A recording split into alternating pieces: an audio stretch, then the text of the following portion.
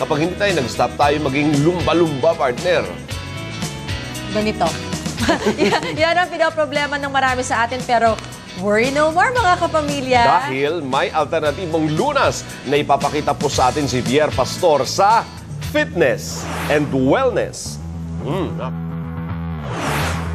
Hindi na lang para sa mga may sakit ang acupuncture. Ginagamit na rin itong pang-wellness treatment. Pwede na nga rin itong pang-appetite suppressant at pang-weight loss. At gagawin ngayon yan sa akin ni Dr. Jimmy Galvestan. Hi, Doc. Yes. Hello, good morning. At ito, i-demonstrate natin kasi ang appetite suppressant, dinadali natin ang tenga. Ayan. Ang tenga kasi sa Chinese medicine, siya ang kumakatawan sa buong katawan natin nung tayo nasa sinapupunan.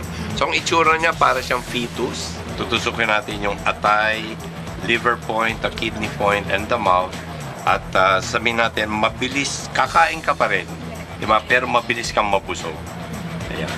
Para naman sa mga insomniacs o hindi makatulog, meron ding mga acupuncture points. O kung gusto niyo lang ma-relax at magpahinga at ma-distress, ituturo sa atin ni Doc Jim.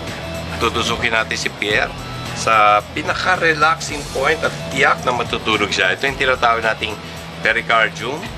At dito ngayon,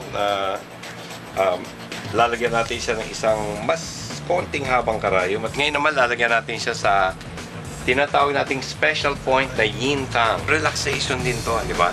Talagang magiging kalma, pati blood pressure mo, magiging normal kung abnormal. O paniniwala kasi ng acupuncture, meron pang 4 na sirkulasyon. At ito yung tinatawag na energy.